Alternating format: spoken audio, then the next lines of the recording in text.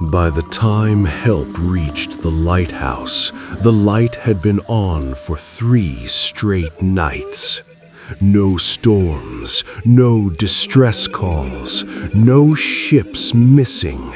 Yet every radio within 10 miles picked up the same thing. Breathing. Not static, not wind, just breathing. And when the rescue team climbed the spiral staircase, they found 4 sets of footprints going up and none coming back down. The light was still turning, as if it was waiting to be heard.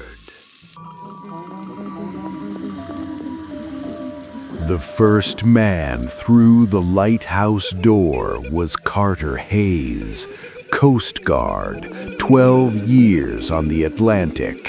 He had dragged drowning men out of black water. He had zipped children into bags. Nothing prepared him for the smell. Not rot, not mold, something warm, something used. The beam above him slowed as he stepped inside, not reacting, adjusting.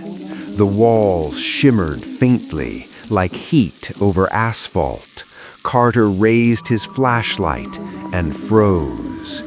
Faces pressed beneath the concrete. Hundreds of them, some old, some young, some half-formed, all listening. Behind him, the rest of the team hesitated. Radios crackled. One man whispered a prayer without realizing it. The lighthouse answered. A low vibration passed through the structure, deep enough to rattle teeth. The faces in the walls twitched, mouths moved, not screaming, repeating. Carter recognized a word. Emily. They found it halfway up the stairs.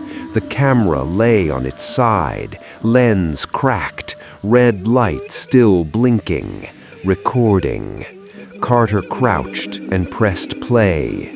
At first there was only breathing, labored, shallow, then a voice, calm, measured. It described the staircase, the walls, the light above. Every detail matched exactly where they were standing. Carter's throat went dry, because the voice wasn't coming from the speaker. It was coming from everywhere. The lighthouse reacted to recognition. The beam sharpened, collapsing into a narrow column that swept the chamber like an eye. Wherever it passed, faces grew clearer, expressions settled, satisfied. One of the rescuers screamed. The sound didn't echo. It folded inward, pulled into the light. The beam brightened. They ran. The staircase betrayed them. Steps shifted underfoot, railings bent inward. Every turn led back to the same landing. Panic fractured the group. Flashlights dropped. Radios screamed with overlapping voices.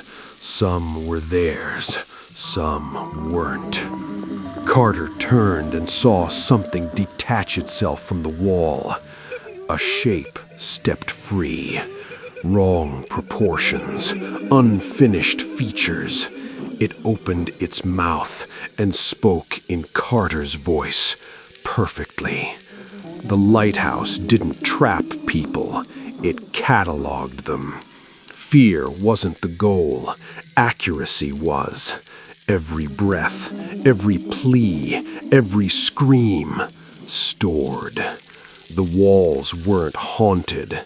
They were full. One by one, the rescue team vanished. Not dragged, not killed, absorbed.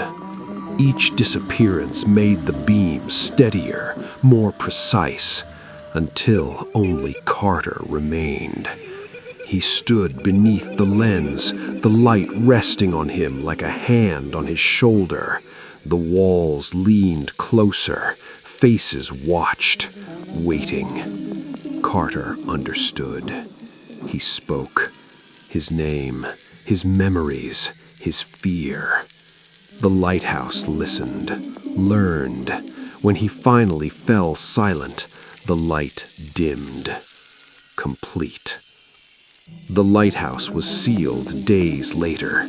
Official reports cited structural instability. No one mentioned the recordings. No one explained why the light still turned at night. Fishermen swore they heard voices over the water, not warnings, invitations. Years passed. One evening, a couple stood near the cliffs, watching the beam cut through fog. The woman tilted her head. "Do you hear that?" she asked. Her partner frowned. "Hear what?" She smiled slowly. "It sounds like someone trying to remember how to scream." The light paused, then turned toward them.